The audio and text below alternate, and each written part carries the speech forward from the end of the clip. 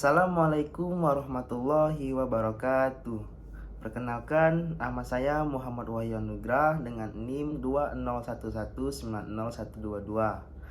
Saya dari PAI 5D. Di sini saya akan menjelaskan tentang hukum sumber Islam. Baik, simak video selanjutnya.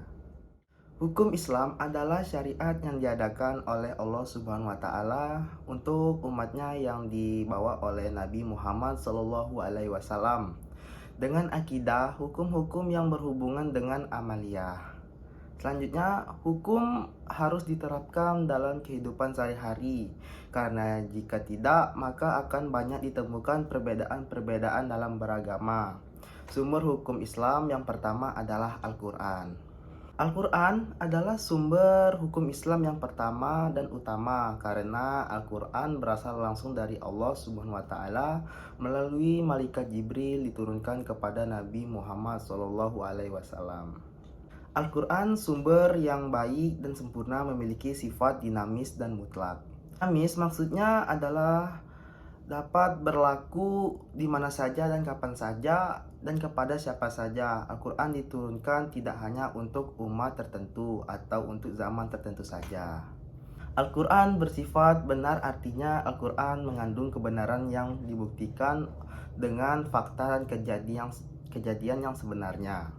Sementara Al-Quran yang bersifat mutlak, artinya Al-Quran yang tidak diragukan lagi kebenarannya serta tidak akan terbantahkan. Isi kandungan Al-Quran menjadi Isi Al-Quran meliputi 5 hal, yaitu tauhid atau mengesahkan Allah, ibadah yaitu menjelaskan cara beribadah kepada Allah, janji serta ancaman, jalan mencapai kebahagiaan dunia dan akhirat, serta kisah dan cerita. Dalam hal ini adalah kisah-kisah tentang orang-orang dan orang-orang ingkar atau membangkang. Sumber hukum Islam kedua adalah Al-Hadis. Menurut Al-Hadis mempunyai beberapa arti, yaitu jadid yang artinya baru, qorib berarti dekat, kabar berarti berita. Sedangkan menurut istilah Al-Hadis adalah segala berita yang bersumber dari Nabi Muhammad SAW, baik berupa ucapan, perbuatan maupun pengakuan dari Muhammad SAW.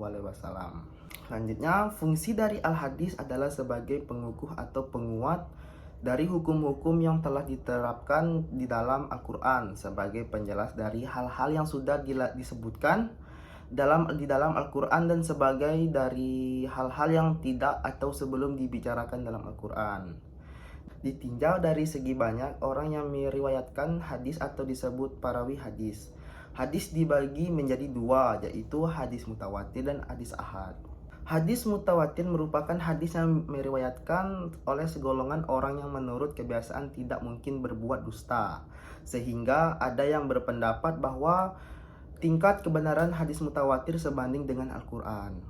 Sedangkan hadis ahad adalah hadis yang diriwayatkan oleh beberapa orang akan tetapi tidak mencapai derajat mutawatir.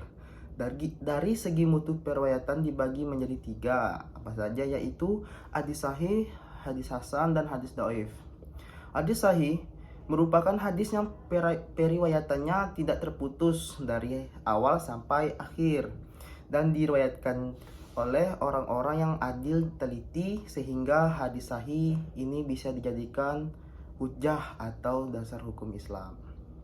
Yang kedua, hadis hasan merupakan hadis yang tidak terputus periwayatannya serta diriwayatkan oleh orang-orang yang adil tetapi kurang teliti. Meskipun tidak mengandung keganjilan atau kecatatan hadis, hasan bisa juga dijadikan sebagai hadis hujjah. Selanjutnya adalah hadis dhaif. Hadis ini lemah yang ditinggalkan sehingga hadis lemah tidak bisa dijadikan hujjah sebagai sumber hukum Islam. Mungkin hanya itu saja yang dapat saya sampaikan tentang sumber hukum Islam. Apabila ada kata-kata yang kurang mengenakan atau kurang berkenan di hati penonton, mohon maaf. Saya akhiri, wassalamualaikum warahmatullahi wabarakatuh.